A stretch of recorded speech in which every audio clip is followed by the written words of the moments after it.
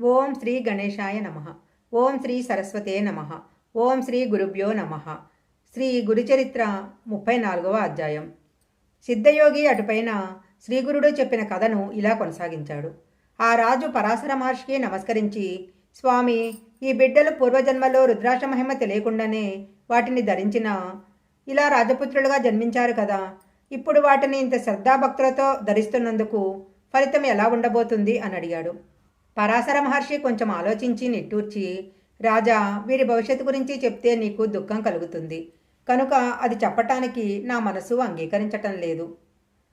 రాజు ఆందోళనతో అదేంటో తెలపమని మరీ కోరాడు. ఆ మహర్షి, ఇప్పటి నుండి 8వ రోజున వారు మరణించవలసి ఉంది అన్నాడు. అది వినిన రాజు అతని పరివారము ఎంతో దుఃఖించి దానికి నివారణోపాయమో తెలుపమని కోరారు. ఆ మహర్షి అప్పుడు ఇలా చెప్పారు. శ్రీమన్నారాయణుడు బ్రహ్మను సృష్టించి అతనికి ప్రసాదించిన వేదం యొక్క సారమే రుద్రమంత్రము. అది 4 పురుషార్థాలను ప్రసాదించగలదు. సృష్టికర్త తన వక్షస్థలము నుంచి ధర్మాన్ని, వృష్ఠభాగం నుంచి అధర్మాన్ని సృష్టించాడు. ధర్మాన్ని అనుసరించిన వారికి ఇహపరాలలో సుఖము, అధర్మం అనుసరించిన వారికి దుఃఖము కలుగుతాయి. కామము మొదలైన వికారాలు అధర్మము నుంచి పుట్టినవే. వాటిని అనుసరించే ఎన్నో పాపాలు ఉన్నాయి. కానీ ఏ గ్రామంలో రుద్రజపం జరుగుతుందో అక్కడ ఈ పాపాలు ప్రవేశించలేవు. అది సర్వపాపహరము. పూర్వము రుద్రమంత్రము జపించటం వలన పాపులు కూడా పరిశుద్ధులవ్వటం వలన యముడు బాధపడి బ్రహ్మకు విన్నవించుకున్నాడు. అప్పుడు బ్రహ్మ, మదాంధులు, తామసులు, భక్తి లేని వారిని మాత్రమే నువ్వు దండించాలి. భక్తితో రుద్రమంత్రం జపించే వారి దగ్గరకు నీ దూతలు వెళ్ళకూడదు. అల్పాయువు కలవారు కూడా దాని వలన దీర్ఘాయువు పొందగలరు. రుద్రమంత్రంతో పవిత్రమైన నీటిలో స్నానం చేసిన వారిని చూసి నువ్వు కూడా భయపడాల్సి ఉంది అని చెప్పాడు. అందువలన నువ్వు భక్తితో రుద్రాక్షలు ధరించి సద్బ్రాహ్మణుల చేత 7 రోజులు నిరంతరము రుద్రాభిషేకం చేయించు.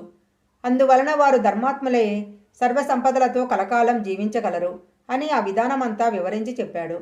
ఆ రాజు ఆ ప్రకారమే 100 మంది సద్బ్రాహ్మణుల చేత 10,000 రుద్రమంత్ర గానంతో 7 రోజులు రాత్రింబవళ్ళు సంతతధారగా శివుని అభిషేకం చేయించారు. నిత్యము అభిషేక జలంతోనే రాజకుమారులకు స్నానం చేయించారు. చివరి రోజు సాయంత్రం ఆ బిడ్డలిద్దరూ స్పృహదప్పి పడిపోయారు. అప్పుడు పరాశర మహర్షి రుద్రమంత్ర జలం వారి మీద చల్లాడు. వెంటనే వారు లేచి కూర్చున్నారు. బిడ్డల ప్రాణాలు అపహరించడానికి వచ్చిన యమదూతలను శివదూతలు వచ్చి తరిమేసి రాజకుమారులను బ్రతికించారు అని పరాశర మహర్షి చెప్పాడు. దానితో రాజు సంతోషంతో గొప్ప ఉత్సవం చేసి అంతటి ఉపాయాన్ని చెప్పిన పరాశర మహర్షిని పూజించాడు. ఇంతలో నారదుడు అక్కడికి వచ్చి ఆ రాజకుమారులకు 12వ ఏట అపమృత్యు భయం ఉన్నదని, అది తప్పితే పూర్ణాయుర్ధాయము ఉన్నదని చిత్రగుప్తుడు యమధర్మరాజుతో చెప్పిన విషయం తెలియజేశాడు. అందుకే శ్రీగురునికి రుద్రాధ్యాయం అంటే అంత ప్రీతి కనుక నామధారక, నువ్వు నిత్యము రుద్రాభిషేకంతో శ్రీగురుని పూజించు అని సిద్ధుడు చెప్పాడు. శ్రీ దత్తాయ గురవే నమః. శ్రీపాద వల్లభాయ నమః. శ్రీ నృసింహ సరస్వతే నమః. శ్రీ గురుచరిత్ర 34వ అధ్యాయం.